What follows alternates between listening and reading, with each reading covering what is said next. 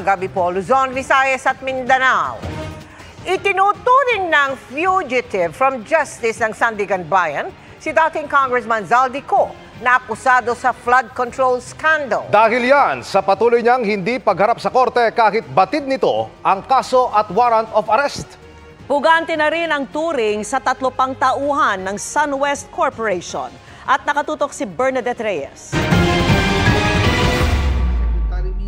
Fugitive from justice na ang turing kay dating Ako Bicol Party List Representative Zaldico batay sa resolusyon ng Sandigan Bayan 5th Division.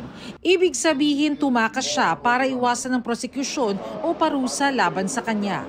Ayon sa resolusyon, ang pagtanggi ni Ko na isumite ang sarili sa korte ay kumpirmasyon ng intensyong manatili sa labas ng jurisdiksyon ng korte. Lalo't nag-abroad siya sa panahong aktibo ang investigasyon sa flood control scandal, kung kailan nalalapit na ang formal na paghain ng kaso laban sa kanya.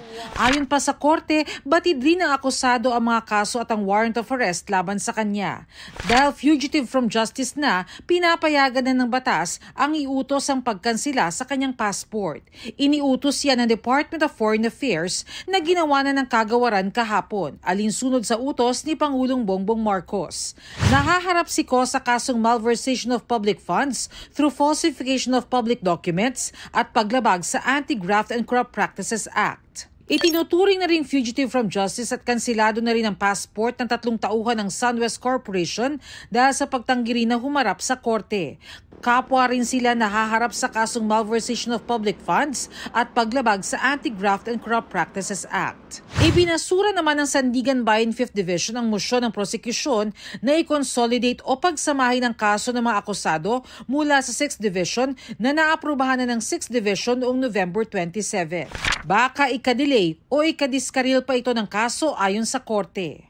Para sa GMA Integrated News, Bernadette Reyes, nakatutok 24 oras. At kaugnay niyan, sa pre-trial ng Sandigan Bayan 6th Division, binigyan ng korte ang prosekusyon at depensa ng hanggang December 16 para magkumpara ng mga dokumento at magkasundo sa mga stipulation nito. Sa January 8 naman sisimulan ang bail hearing.